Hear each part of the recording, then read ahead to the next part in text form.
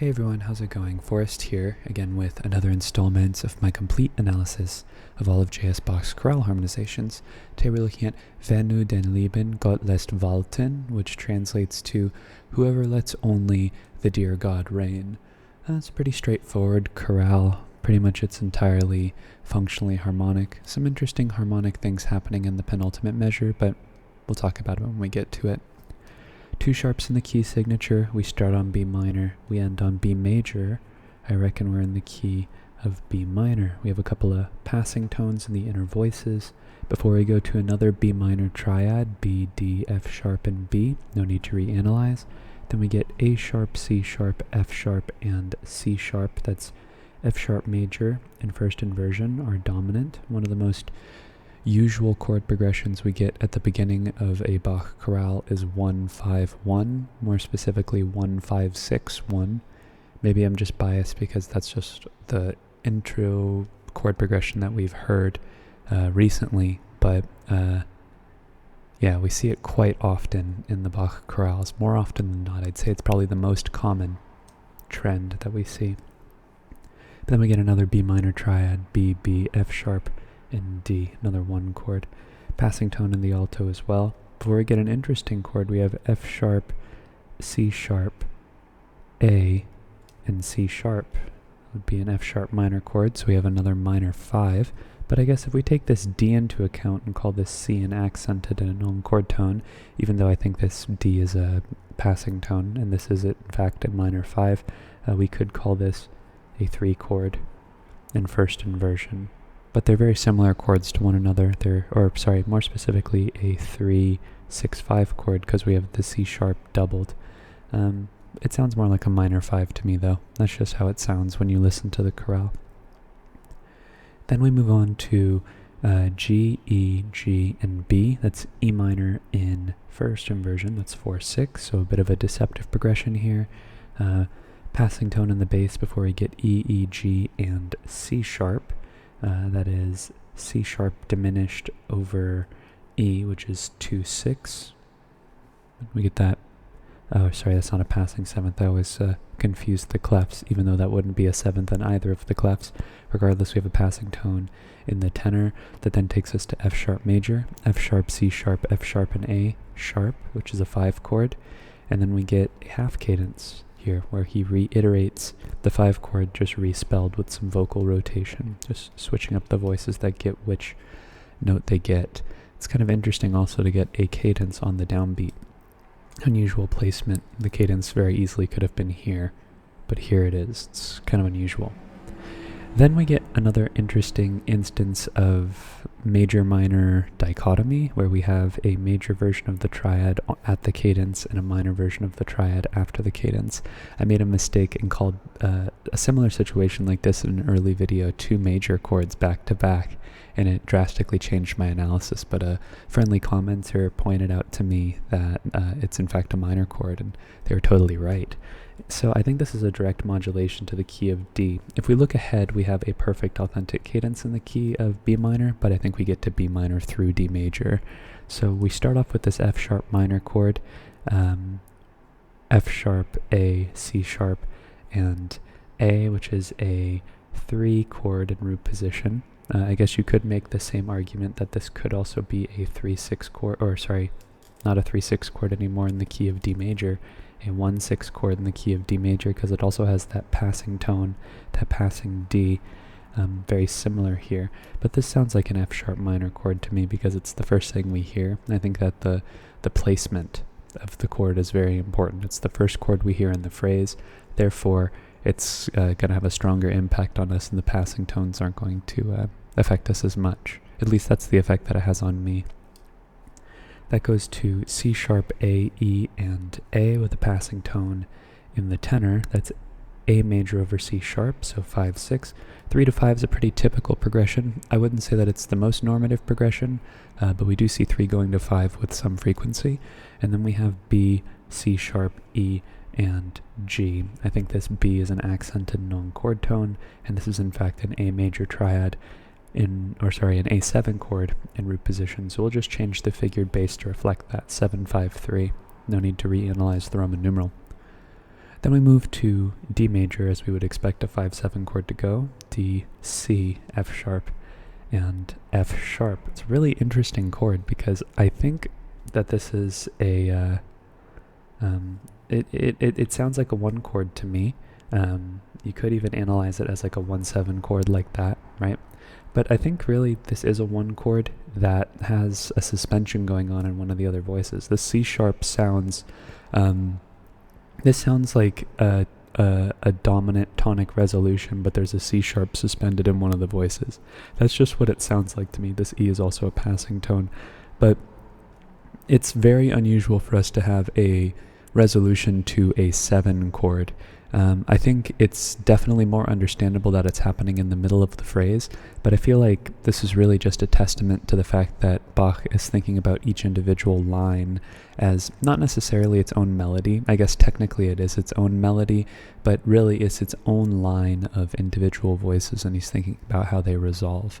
So we have this C sharp that's held over, and it really feels like a suspension in terms of the way that it sounds to me, at least. So I think a 1 chord is what's being implied here. We have the D, the F sharp, and the F sharp. No A though, and this C sharp resolves down to B. It almost feels like a 7-6 suspension that gets interrupted because the bass changes. But regardless, that's just what it sounds like to me. Literally, it is a 1-7 chord, so I offer that analysis. But it doesn't sound like a 1-7 chord to me in terms of the context around it. That C sharp really sounds like it is operating adjacent to, but not part of the structure, which is why it's important to listen to the chorale and not just put it on the page. Then again, that's just my opinion. I think both analyses are just as valid. It's just as cool if this was, a resolution to a 1-7 chord. I'm definitely going to put that in my back pocket because we do have a 5 going to a 1-7, which is really neat. But yeah, then we go to G major, G, B, D, and B. That's a root position 4 chord. And I think this is where we go to B minor again, where this G major chord is now our submediant. And we have passing tones in the lower voices as well, before we go to E, G, C sharp, and B, which is C sharp minor 7 flat 5 in first inversion. So 6 going to 2 is a good sign. 2, 6, 5. Bach loves 2, 6, 5 chords. We have a passing tone in the alto as well, before we get F sharp major, F sharp, E, and A sharp. So actually F sharp 7, but it's incomplete. It doesn't have a 5th. That's okay for F sharp, for major and minor triads though. When they're spelled in a 7th configuration, they don't need to have a 5th because that's mostly just a supportive tone. It's not essential for the context to be met, or the sound to be like fully there. But regardless, we cadence on B minor, B, F sharp, D, and B, which is our tonic triad. 2, 6, 5, 5, 7, 1's a pretty normative progression. The A section repeats, and then we go to the B section. Our cadence is a perfect authentic cadence in the key of D, and I think we modulate pretty much straight away. We start off with this F sharp major chord, F sharp, A sharp, F sharp, and C, which is our 5 chord in the key of B minor, and then it goes to B minor as we would expect.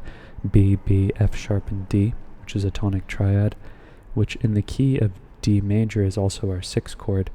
This G right here is a non-chord tone, but this B is a chord tone, so we kind of get a little bit of a 4 chord happening on the offbeat B, G, B, and D, but I don't think it contributes too much to the chord progression, to be honest.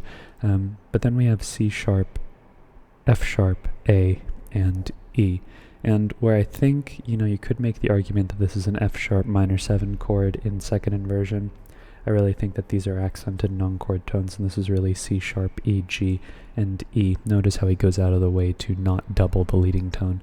And I think it's just a root position 7 chord, 6, 7, which we would expect to go to 1, D, D, F sharp, and F sharp. We have a interesting spelling here. It's not unprecedented, but we do sometimes see doubled root, doubled third, which is our tonic triad, D major. We have a passing tone in the bass, a neighbor tone in the melody before we get B, D, B, and F sharp. It's B minor in root position, passing 7th in the bass, little Is that an escape tone? I always forget what the escape tone is, but it's a non-chord tone regardless, stepped into, leapt out of. I think it's called an escape tone. It doesn't really matter. All you need to know is that that's not a chord tone for the sake of analysis. But then we have E, B, B, and E. Sorry, that's not right. G, B, B, and E. That's E minor in first inversion. That would be a 4-6 chord. This B is a chord tone, so no need to mark it. We then have A, C sharp, A, and E. That's A major in root position, which is a 5 chord, passing 7th in the alto, and then we cadence on D major, 1, 4, 6, 5, 1, pretty normal chord progression, all things considered. Okay, moving ahead to our last phrase, we have a perfect authentic cadence at the end of it in the key of B minor, and I think we modulate straight away, so we have a redundant D major chord here, D, A, and F sharp with a passing tone in the tenor. We can just put a bracket there and say that we are now in the key of B minor, and this is now our 3 chord. We then have C sharp, A sharp, and E. It's A sharp diminished over C sharp, which would be 7, 6 in the key of B minor. 3 going to 7. We would expect 7 to go to 3 via the cycle of falling fifths, but we see 3 go to 7 with some frequency. Actually, just as much frequency as we see 7 going to 3, to be honest. But that could change in the future. But based on what I've seen so far, it feels like 3 goes to 7 just as much as 7 goes to 3 in Bach's music. But then we have B, F sharp, B, and D. Exactly where we would expect 7 to go to our tonic B minor. Passing tone in the tenor, A, E, and C sharp. Now, I know it's tempting to call this an A major chord, and I think that'd be a valid analysis, but I think if we look a little bit more at the context here, I think this E is an accented non-chord tone, and really just this whole beat is contributing to the chord. We have D sharp, we have F sharp, we have A, we have C. I think this is a leading tone chord, a secondary dominant. This is D sharp minor 7 flat 5, so that would be 7, 4, 3, because it's over the 5th of the chord of E minor, because D sharp is the leading tone to E minor. And I feel like this D sharp is definitely important. I feel like it's more important than the E that precedes it. So this would be 7, 4, 3 of 4, and it does go to 4, which is what makes me think that it is in fact a leading tone chord, because the D sharp is present and the E minor follows. E, G, B, and B, so that'd be E minor over G, so 4, 6. The passing tone in the melody as well. Okay, then we have F sharp, B, F sharp, and D. That's B minor in second inversion, and that's where we would expect a second inversion tonic triad to be, is in and around the cadence.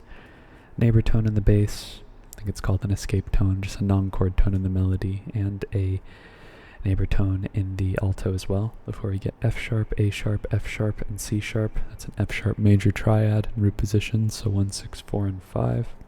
A little bracket there for those of you who use brackets. And then we have a passing 7th in the alto, before we cadence on B major, B, F sharp, D sharp, and B, which is our major tonic, as Bach often cadences using the major tonic in minor keys, I'd imagine, because it's the last movement of the cantata and he wants to end on an uplifting note, but it's also just a convention of the common practice period to do that in minor keys. And that's today's chorale. Some pretty interesting chord progressions, actually, all things considered. I'd say probably the most interesting thing is how the chords are spelled. I think this 1-7 chord really is sort of like the chef's kiss of the entire chorale. It's like, is it a 1-7 chord? It's like my jazz faculties, like my intuition tells me that it is, but it's just not something that we expect in Bach's music, and I really do feel like it's more so a byproduct of the line. The fact that C sharp doesn't go to D is, kind of, it's interesting, right? And the fact that the suspension, if it were a suspension, the fact that it took up so much of the harmonic rhythm, so much real estate, like, 2 beats, and then it honestly doesn't even resolve to a chord tone of the chord that it is a part of, is very unusual. So maybe it is a 1-7 chord. Maybe we didn't even move to the key of D major, and instead we stayed in the key of B minor. But to me, that melody sounds like it's in the key of D major. You'd be hard-pressed to convince me otherwise. for my own sake, I mean, if you make that analysis yourself and you can back it up, I think the evidence is there. I just think that my argument's stronger, but we could agree to disagree, and that's okay. But that being said, more or less all the harmony functions the way that we would expect it to. We have some secondary dominance going on. It's a pretty straightforward chorale, all things considered. So it's always nice to have a little laid-back chorale, especially after having some more harmonically dense ones, like the ones we've had the last couple of days. So that's good.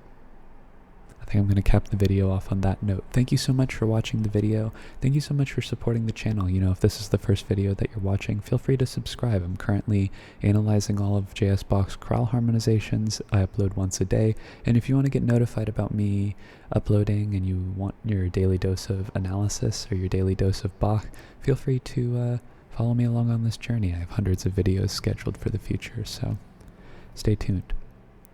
But again, thank you so much for watching the video. Thank you so much for supporting the channel. I look forward to tomorrow's analysis, and I hope you take care.